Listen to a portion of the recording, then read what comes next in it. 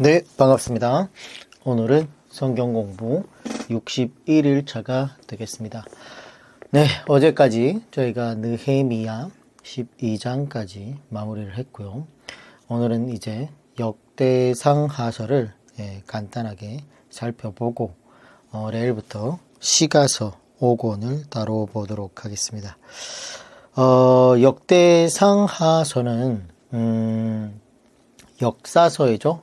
역사서이기 때문에 사무엘 상하서와 열왕기 상하서를 우리가 살펴보았기 때문에 역대 상하서는 서론만 간단하게 그냥 살펴보기로 하도록 하겠습니다. 그래서 역대 상하서는 열왕기 상하서와 거의 비슷합니다. 네. 그래서 간단하게 성경 구절들은 여러분들이 스스로 한번 성경책을 읽어보면 좋겠고요. 간단하게 서로만 다뤄보도록 하겠습니다. 이제 정말 구약 성경 막바지로 달려왔습니다. 조금만 더 힘을 내서 끝까지 잘 마무리하시기를 바라도록 하겠습니다. 기도하고 시작하도록 하겠습니다. 거룩하신 우리 하나님 아버지, 오늘도 아침 시간을 저희들에게 허락하시고 하나님의 역사이신 성경 말씀을 우리를 통해 보고 듣고 배우게 해주며 감사를 드립니다. 주님, 우리가 하나님의 역사 말씀을 통해서 역사를 모르는 후손들에게는 미래가 없다라는 말이 있듯이 우리가 하나님의 진리의 말씀을 보고 듣고 깨닫는 진정한 복을 추구하기를 원하오니 하나님의 진리의 가운데로 인도하여 주시옵소서. 말씀을 우리 마음판에 새겨서 그 말씀으로 기반하여 세상의 염려와 물질의 유혹 때문에 또한 악이 난무하고 불법이 판을 치는 이 시대를 살아가는 저희들이 실족하지 않고 넘어지지 않도록 붙들어 주시옵소서. 또한 적은 열매라도 이 시기에 맺기를 원하오니 우리에게 은혜와 진리로 부족한 저희를 인도하여 주시옵소서. 모든 것을 주님께 의탁드리며 살아계신 예수님 이름으로 감사드리며 기도드립니다. 아멘. 네, 역대상서죠. 기록 시기를 보면 이스라엘이 재건을 바라던 BC 457년에서부터 447년경으로 보고 있습니다. 기록 장소는 페르시아 혹은 예루살렘에서 기록한 것으로 보고 있고요. 기록한 자는 에스라가 기록했을 것으로 봅니다. 역대상서의 기록자는 확실하지는 않습니다. 그렇지만 우리가 문법을 쓰는 거나 단어나 이런 것들을 볼 때 학자들은 에스라가 기록했을 것이 아닌가 그렇게 추정하고 있다는 거죠. 그래서 대상자는 포로 귀환 후에 예루살렘의 유대인들을 대상하고 있고요. 중요 내용은 아담에서부터 다윗 왕의 지적을 다루고 있습니다. 기록 방법은 역사를 살펴서 다윗과 솔로몬 시대를 자세히 기록하고 있죠. 기록 목적은 민족 중흥의 모델로 다윗과 솔로몬의 시대를 보여주기 위함이었습니다. 역대기 상하권은 원래 이렇게 나눠져 있는 게 아니에요. 원래 한 권으로 되어 있었는데 그는 이 에스라가 기록한 거라고 보고 에스라는 성경과 학문에 능한 자였죠. 특히 그는 페르시아 왕에게 신임을 받는 사람이었으며 역사의 해박한 지식을 겸비한 사람이었었죠. 그래서 역대기는 시조 아담에서 시작됩니다. 그래서 고레스 왕의 칙령까지를 다룬 역사책이기도 하죠. 역대상은 아담에서 출발해서 솔로몬의 등극까지 다룹니다. 그리고 역대하는 솔로몬 왕에서 출발해서 고레스 왕의 칙령까지 다루고 있죠. 그래서 이 본서는 북왕국에 대해서는 거의 언급이 없고 대개 남쪽 유다를 중심으로 썼다고 봅니다. 본서의 정치적인 관심보다는 종교적이고 영적인 관심을 가지고 썼다고 보고 있습니다. 에스라가 이 글을 쓴 것은 바벨론에서 귀환한 귀환 공동체를 통해서 민족 중흥을 꾀하기 위한 것이었습니다. 이 목적을 위해 에스라는 과거 역사를 가르치고 또 선민다운 삶으로 지도하고자 했었던 것 같습니다. 그래서 에스라는 이스라엘이 바벨론에 포로된 것은 백성들의 죄로 인한 것이며 백성들의 죄는 무지에서 비롯된 것이라는 것으로 보고 있었던 거죠. 그래서 그는 귀환한 백성들에게 성경과 역사를 가르치려고 했던 거예요. 왜냐? 지난 과거에 800년 동안, 1000년 동안을 정말 하나님을 멀리했던 이스라엘 백성들의 죄악이 무엇이었던지, 왜냐? 하나님의 말씀을 몰랐던 역사이기 때문에 역사를 가르치려고 했던 것이죠. 에스라는 느헤미야와 함께 성경 통독 사경회를 주관했었죠.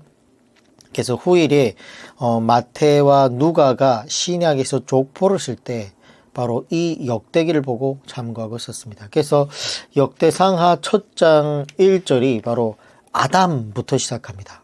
그래서 족보를 거의 다루고 있는데 역대상서는 두 부분으로 나눠집니다. 그래서 1장에서부터 9장까지가 거의 족보를 다루고 있습니다.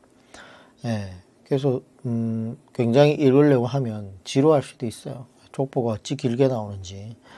그래서 족보를 다루고 있고 10장에서는 사울 왕가의 몰락을 다루고 있고 11장에서 29장까지가 다윗 왕의 치적을 다루고 있습니다. 근데 이 역대상서는 사울 왕가의 몰락과 다윗 왕의 등극이 핵심임을 그래서 알 수 있는데 다윗이 법궤를 예루살렘으로 옮겨왔으나 하나님은 다윗에게 성전 건축을 허락하지 않으셨죠. 따라서 다윗은 성전은 세우지 못했지만 성전에서 예배하는 제도를 세운 것을 우리가 역대상서를 통해서 볼 수 있습니다. 이를 보면 기자가 다윗 왕의 치적을 얼마나 확대하고 있는지를 또한 알 수 있어요. 즉 이스라엘의 회복이란 바로 다윗 왕조의 회복이란 관점에서 역사를 쓰고 있는 거예요. 그래서 에스라가 역사를 기록하면서 다윗의 일생을 특별히 부각시키고 있는 것을 주목할 필요가 있는데 그는 다윗의 과오는 과감하게 없애버립니다. 바세바 사건 같은 거는 거의 기록하지 않아요. 나라를 새롭게 하려는 시점에서 다윗 왕의 모범되는 좋은 점을 본받으면 좋겠다라고 생각을 했던 것인지 허물을 그냥 들춰서 덕이 될 것이 없다고 본 것이죠. 그래서 솔로몬의 타락도 거의 다루지 않는 것을 볼 수 있습니다. 그것은 지금까지 이스라엘의 민족이 당한 고난과 징계를 통하여 충분하다라고 생각했기 때문에 이미 바벨론에 가가지고 하나님의 은혜 가운데 수많은 깨달을 만큼 깨달았다고 생각했던 것인지 솔로몬의 타락도 거의 다루고 있지 않습니다. 그래서 오직 바른 길을 걸어가기만 하면 하나님의 은혜 가운데 나라가 다시 영광을 회복할 수 있을 것이라고 이렇게 기록하고 있습니다. 그래서 그런지 역대상하서를 읽어보면 어떤 부분은 아무 사연도 기록하지 않고 그냥 족보책과 같이 이름만 기억하고 쓰다가 지나가는 경우가 있고 또 어떤 부분은 너무 상세하게 기록하고 있어요. 그래서 이런 것들을 볼 때 역대상하서는 순수한 역사서가 아니라는 뜻이에요. 특수한 목적을 가지고 기록한 책이라는 것을 볼 수 있죠. 그래서 민족 중흥의 부담을 안고 어떠한 나라를 만들어 갈 것인지를 고민하는 중에 역사를 되돌아보고 가장 훌륭했던, 가장 부흥했던 시절에 대하여 심도 있는 연구를 해본 결과 다윗과 솔로몬의 시대와 같은 나라를 만들고 싶은 마음을 갖고 있었던 것이 아닌가, 그렇게 보고 있습니다. 그래서 역대상하서를 기록한 기자는 과거사 중에서 부정적인 내용보다는 희망을 가질 수 있는 긍정적인 면을 부각시키려고 노력한 것을 보고 있어요. 심지어 므낫세 왕이 회개한 일까지 부각시키고 있다는 거예요.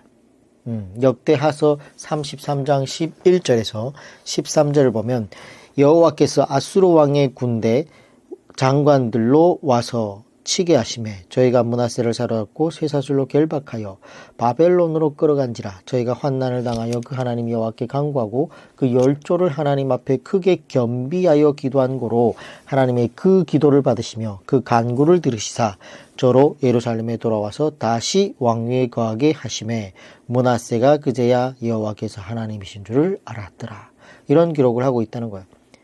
이와 같이 정말 이스라엘 역사 중에서 가장 악했던 므낫세, 하나님께서 므낫세 때문에 진노가 72년 동안까지도, 아니죠, 한 거의 20년까지도 요시야가 그렇게 개혁을 말끔하게 했음에도 불구하고 하나님의 진노가 풀리지 않을 정도로 므낫세가 악을 행했는데, 그랬는데도 이렇게 역대하서에는 이런 기록들이 있다는 겁니다.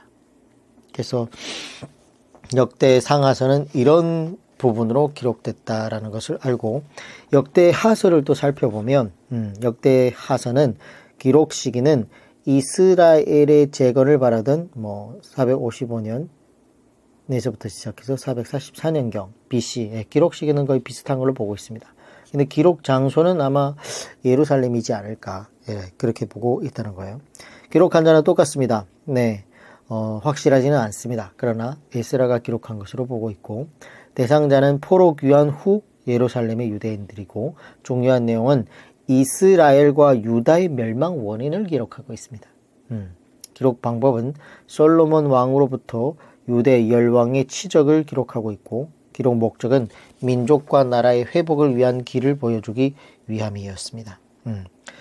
역대하서는 솔로몬 왕의 치적에서 시작해가지고 바벨론 포로를 거쳐서 고레스 왕의 칙령까지 다루게 됩니다. 역대하서는 솔로몬 왕의 치적과 유다 열왕들의 치적을 다루고 있는데, 1장에서 9장까지가 솔로몬 왕의 치적을 기록했습니다. 그리고 10장에서부터 36장까지는 유대 열왕들의 치적을 기록하고 있는데, 이 역대하서는 열왕기서와 함께 연구하면 더욱 좋습니다. 그래서 이 역대하서의 기자는 본 역사는 몇 번의 개혁기를 맞이했지만 지속적이지 못했다는 것을 밝히고 있어요. 첫 번째, 아사왕이 한때 개혁을 시도했었죠. 두 번째는 여호사밧 왕이 개혁을 또한 시도를 했었고, 제사장 여호야다가 개혁을 또 시도했었죠. 히스기야 왕이 또 개혁을 시도했었고, 다섯 번째로는 요시야 왕이 대개혁을 시도했었습니다. 이와 같이 여러 번의 개혁이 시도되었음을 보여주고 있지만, 그러나 성경과 역사를 체계적으로 지속적으로 가르치지 않으면 오래가지 못하고 타락하고 만다는 것을 보여줍니다. 그래서 인간의 정직함이란 어디까지나 한계가 있다. 하나님의 말씀 아니고서는 언젠가는 한계가 다다라해서 또다시 타락한다라는 모습을 보여주고 있죠. 그래서 개혁 정신을 계승하지 못하고 다음 때에 가면 거의 예외 없이 타락한다는 것을 볼 수 있어요. 구약에서만 그런 것이 아니죠. 오늘날 교회를 봐도 우리의 신앙과 신학은 잠시만 한눈 팔면 금방 다시 부패하고 타락하는 모습을 볼 수 있습니다. 오늘날 교회가 얼마나 타락했는지, 보통 잘 살아버리면 물질이 풍족해지고 사람들이 등 따시고 배불러 버리면 타락하게 되어 있습니다. 오늘날 교회들도 너무 물질이 풍족하다 보니까, 우리가 역사를 공부해 보지 않았습니까? 정말 이스라엘 백성들이 잘 살 때 어김없이 타락을 했다는 거예요. 문제는 근데 잘 살 때는 선지자들이 와도 들어요 안 들어요? 듣지를 않는다는 거예요. 오늘날 교회가 개혁하기가 쉽지 않습니다. 바른 말을 해도 듣지를 않는다는 거예요. 왜냐? 본인들이 물질이 풍족하다 보니까 아쉬운 게 없어요. 결국 이스라엘 백성들도 포로를 잡혀 가가지고 하나님을 다시 되돌아보는 그런 상황이 일어났기 때문에 오늘날 교회도 그만큼 개혁하기가 힘들다는 거예요. 그래서 끊임없이 개혁이 필요한데 오늘날은 개혁이 참 힘든 것 같습니다. 본서는 바벨론의 포로로 가 있는 이스라엘 백성들의 모습에 대해서는 기억하기조차 싫은 날들이었기 때문에 간단하게 다루고 말죠. 그러나 역사란 구체적이고 체험적인 교훈을 담고 있는 것입니다. 우리는 그들이 어떻게 지냈는지를 다니엘서를 통해서 이미 다 살펴보지 않았습니까? 그래서 이런 역대하서는 이런 내용으로 되어 있어요. 자, 그래서 역대하서 36장 22절 보면, 예, 잠깐만요. 역대하서 36장 22절을 보면 바사의 고레스 왕 원년에 여호와께서 예레미야의 입으로 하신 말씀으로 이루시려고 여호와께서 바사의 고레스 왕의 마음을 감동시키매 그가 온 나라에 공포도 하고 조소도 내려 이르되 23절 바사 왕 고레스가 이같이 말하노니 하늘의 신 여호와께서 세상 만국을 내게 주셨고 나에게 명령하여 유다 예루살렘의 성전을 건축하라 하셨나니 너희 중에 그의 백성된 자는 다 올라갈지어다. 너희 하나님 여호와께서 함께 하시기를 원하노라 하였더라. 자, 그래서 역대 상세에서 아담, 셋, 에노스로 시작했던 책이 고레스 칙령까지 역사를 살펴보던 중에 다윗과 솔로몬의 시대야말로 가장 이상국가라고 하면서 그 시대를 이렇게 정밀하게 기록하는 모습을 볼 수 있습니다. 그래서 이 역대하서 36장 22절, 23절 그곳에 고레스 칙령이라고 적어놔라고 했죠. 그래서 이때가 고레스 왕 원년에라는 거는 BC 538년이죠. 그래서 에스라 1장 1절에서 3절까지도 우리가 보았던 것처럼 고레스 칙령과 일치하는 내용이 나오지 않습니까? 그래서 에스라 1장 1절에서 3절과 역대하서 36장 22절, 23절이 일치하기 때문에 역대상하서를 에스라가 썼을 것이라고 대부분의 학자가 추정하고 있다는 거예요. 자, 그리고 유다가 망한 원인들을 여기에서 역대하서에서 주로 기록하고 있는데 천하의 다윗이나 솔로몬이라도 뭐예요? 자녀 교육이 쉽다 어렵다? 네, 자녀 교육은 쉽지 않다는 거예요. 자녀를 교육하는 문제에서는 어렵다라는 것을 볼 수 있습니다. 세상의 모든 부모들이 그렇지 않겠습니까?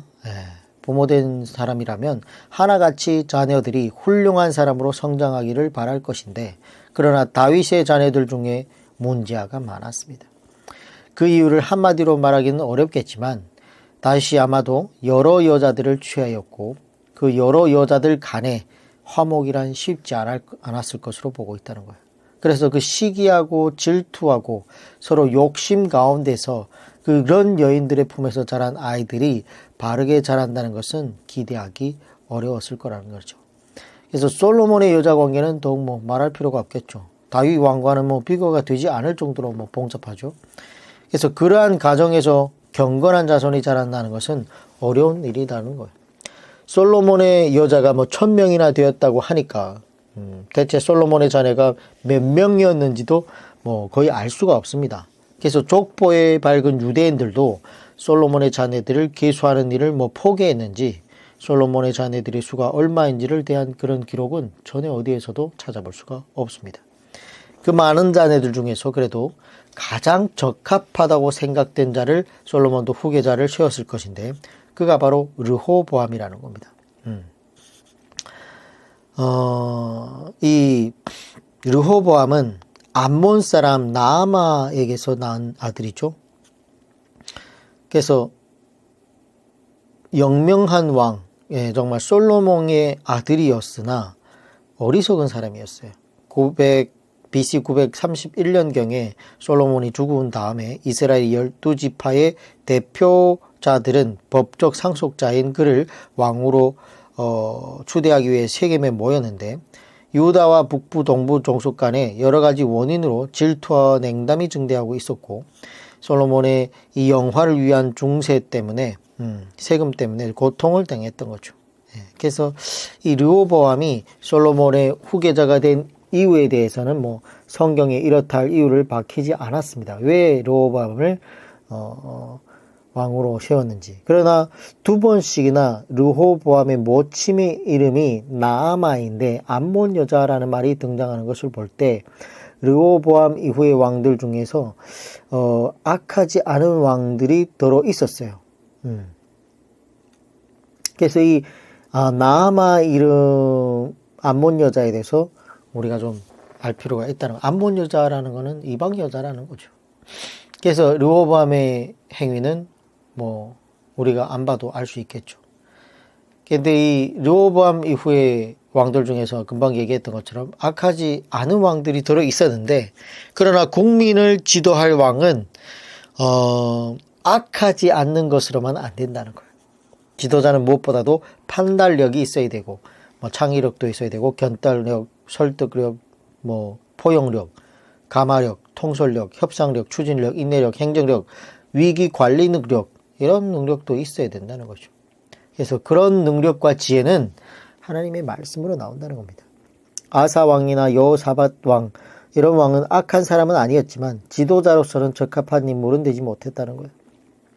다윗과 솔로몬 왕의 후손 중에 요시야 왕과 같은 인물이 있기는 했지만 한두 사람으로는 민족을 바르게 지도한다는 것은 쉽지 않다는 거예요. 그래서 참 이 요시야 왕도 봐도 자신은 바르게 하려고 노력했으나 그의 자녀들은 어떻게 아비 요시야의 성품을 담지 않았다는 거예요.